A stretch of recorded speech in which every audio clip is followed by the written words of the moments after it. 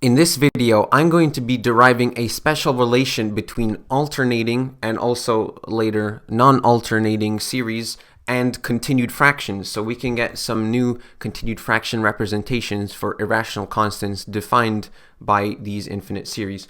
But the first thing we need to start off with is this arctangent subtraction identity. We're going to do a quick little proof of it. We're going to let alpha to be equal to the arctangent of x, which means that x is equal to tangent of alpha. Then we also have beta. We're going to let it be equal to tan inverse of y, which then means that y is equal to tan of beta. And we're going to consider tan of alpha minus beta. All right.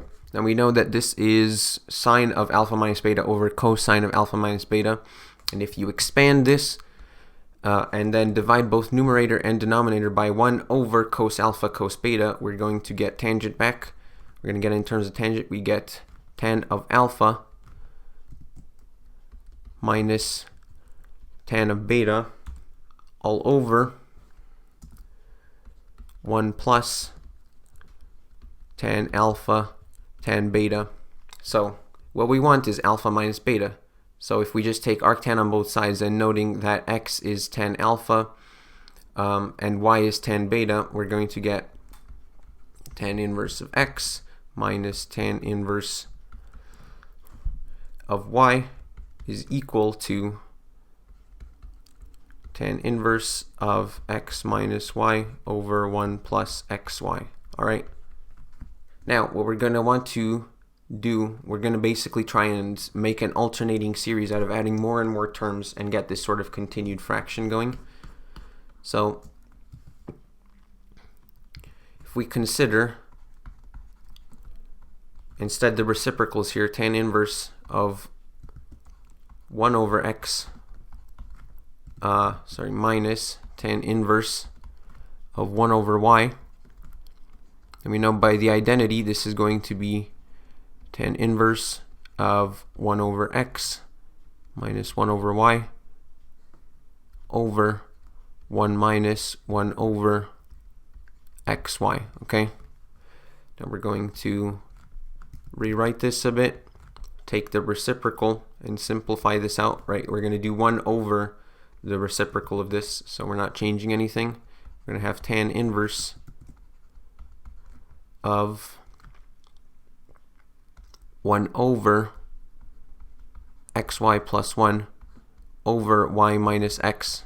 Now what I'm going to do here is strategically add and subtract x squared, and we're going to split the fraction. So we're going to do 1 over, now I'm going to factor out y minus x here, so we have x times y minus x plus 1 plus x squared. Okay, and this is over y minus x, and we're going to split by these two terms over here. Now obviously with the left one, because we have that y minus x, it's just going to cancel out, and we're going to get 1 over x plus 1 plus x squared over y minus x. Okay, so you see we have this sort of continued fraction thing slowly appearing. Then in a similar fashion, you will get, if you consider tan inverse of 1 over x minus tan inverse of 1 over y, we're going to add alternating terms, so plus tan inverse of 1 over z. Again, in a similar fashion, if you do the computation, you are going to get tan inverse of, basically, you want to add from right to left. So these two first using the identity, factor out the minus, and you're going to get 1 over x plus 1 plus x squared over y minus x plus 1 plus y squared over z minus y. Okay, And then basically, if you take induction and the limit as n approaches infinity, we're going to get a nice alternating series with arctangents. We're going to get the sum n is equal from 1 to infinity of -1 to the n minus 1 of tan inverse 1 over x to the n is equal to, now I'm going to use, again, just to simplify, the continued fraction notation from the last video. If you didn't see that, you should look at that, at least even if you're not familiar with the notation, but otherwise, if you're also new, I introduced the topic of continued fractions itself. So we're going to have tan inverse of 1 over the first term, non-reciprocal, x1 plus big K, n is equal from 1 to infinity of 1 plus xn squared. And you see here how we have the y minus x, z minus y. This is basically just the forward difference. You know, f of x plus 1 minus f of x. That we just denote that by delta f of x, right? So I'm just going to use that notation here. So we're going to have delta xn. All right, so this is what we have so far. Now, what we want to do is we're going to let xn to be equal to some other sequence an over h. And then we're going to divide by h on both sides. And then we're going to take the limit as h approaches 0. Okay, because we want to, not a lot of things can be represented here with just the arctangents like this. Technically, we don't have a continued fraction if there's, you know, this function on the outside. And so we're going to use some asymptotics of the limit to basically cancel and get a more general form without the arctangents. So, yeah, speaking about that, so from, you know, the Taylor series, tan inverse of x, specifically the Maclaurin series, you know, we have you know, like x plus x cubed over 3 minus x to the 5 over 5 alternating plus or minus. I'm not sure if I got this right, but basically the point is, if you take x approaching 0, so this is going to be asymptotically equal to x as x approaches 0, because then only the low order terms matter as this approaches 0. And basically this notation just means the limit of their ratio tends to 1 as x approaches 0. So we're going to use that over here to, we're going to be able to cancel with the h we have here and the h in there. So what we're going to get is the limit as h approaches 0 of 1 over h times the sum n is equal from 1 to infinity. I'm going to move down a little bit. Times -1. Hold on. -1 to the n minus 1 times h over an, right? We used the asymptotic thing here. And then we're going to get this nice cancellation. This h cancels here. And then on the right side, going to have lim h approaching 0 times 1 over h of, now we have the continued fraction on its own. And here I'm going to show on the screen, there's basically a way, if you substitute this stuff in,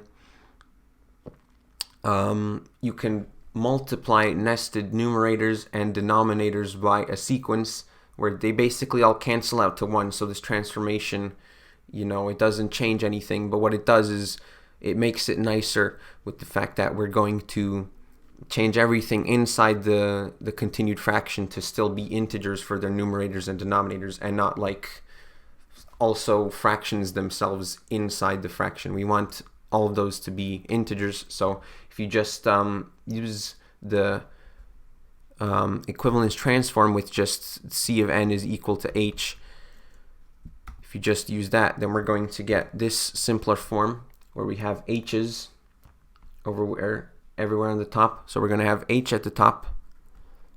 We're going to have h at the top over h at the top over a1 plus big K n is equal from 1 to infinity of h squared plus an squared over delta an. All right, and then again, numerator and denominators here on the outside are going to cancel. All right, and then we see that this is also going to cancel in the limit, right? This h squared inside here, they're going to go to 0. And so what we get at the end is our beautiful formula. The sum n is equal from 1 to infinity of minus 1 to the n minus 1 over an is equal to this continued fraction. We have 1 over the first term on non-reciprocal, a1 plus big K, n is from 1 to infinity of an squared over delta an. All right, so that's what we were looking for here.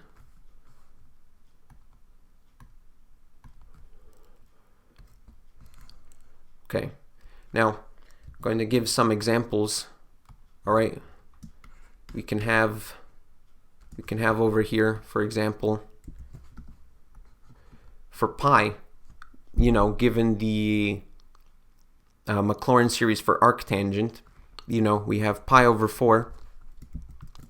Pi over 4 is equal to arctan of 1, right? And then using the Maclaurin series, we can basically represent it as the sum n is equal from 1 to infinity of minus 1 to the n minus 1 over to n minus 1.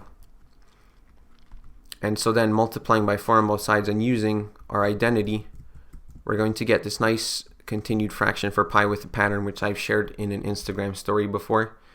But yeah, so basically it's going to be 4 over 1 plus big K, n is equal from 1 to infinity. The square of this, we get 2n minus 1 squared. And the difference for this will always be a constant too. All right. So if we take out the first couple terms or whatever, numerators, denominators in the iteration, it's going to be 4 times 1 plus 1 over 2 plus 9 over 2 plus 25, and then over 2, and then so on and so forth. So this is a nice continued fraction for pi. If you know about the zeta function basically, you know, sum n is equal from 1 to infinity, 1 over n to the s, right? We can consider a Perry's constant, which is zeta of 3, right? Basically, we have this relation between it to the alternating form of the series called the Dirichlet eta function, where it's going to be 1 over 1 minus 2 to the 1 minus 3 of the Dirichlet eta function of 3. And this is given by 4/3 of sum n is equal from 1 to infinity of minus 1 to the n minus 1 over n cubed. And then again, if we use our identity, so we're going to get this continued fraction, 4 over 3 plus 3 times big K, and is from 1 to infinity of, so n cubed squared, we get n to the 6. And then if you take the forward difference, we're going to get this quadratic polynomial 3n squared plus 3n plus 1.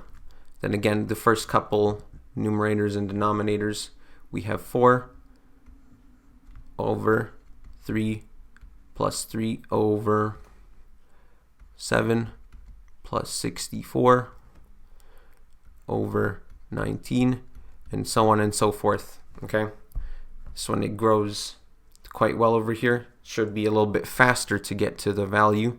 Note that also this 3, it strictly stays outside. I know seeing this index notation, it might seem like, oh, you want to use sigma notation rules distributed in or out or whatever, but this only applies to this first numerator inside here. You can't just bring it in, otherwise it's going to be applied further down.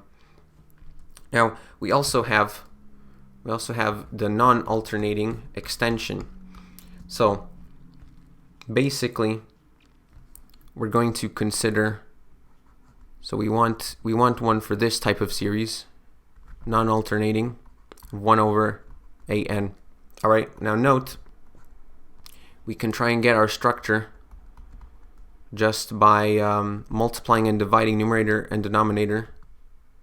Yeah, multiplying and dividing by -1 to the n minus 1. So we have this right over here. Right, and so this is our sequence that we would put into the identity. Now what we're going to get is basically this alternating plus or minus term in the nested denominators, which is not as nice, and we're going to use this equivalence transformation as shown on screen to transform it so that we just have the minuses out in front of the nested numerators. So this is going to look a little bit nicer. And yeah, so you're going to notice that alternating series have non-alternating continued fractions, and vice versa with strictly, standard series having alternating continued fractions. So when we use that equivalence transformation, what we're going to get is 1 over a of 1 plus big K, n is equal from 1 to infinity, of minus an squared divided by, and now if we do the difference instead, we're just going to get the sum of adjacent terms, so we get an plus 1. Okay, and then again some examples.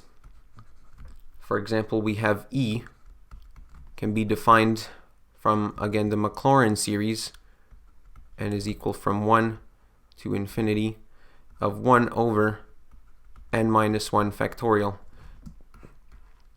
And then applying this modified form of the formula, we're going to get that it's also given by this continued fraction, 1 plus big K, n is equal from 1 to infinity of, we have minus n factorial squared, and then over the denominator, the denominators are going to be n plus 2 times n factorial. Alright, and again the first couple of numerators, denominators, we have 1 over 1 minus 1 over 3 minus 4 over 8, and so on and so forth. Well, this is always minus, but anyways, so we get this nice conversion. And again, the factorials here are pretty good for convergence, getting to the answer a lot quicker. So I hope you enjoyed this video. I found it really fun to derive this relation. And if you also know about Euler's continued fraction identity, which is a more common one seen, apparently it can be derived from that as a special case, which is pretty interesting, and you could try that if you want after. So thanks for watching, and I will see you in the next video.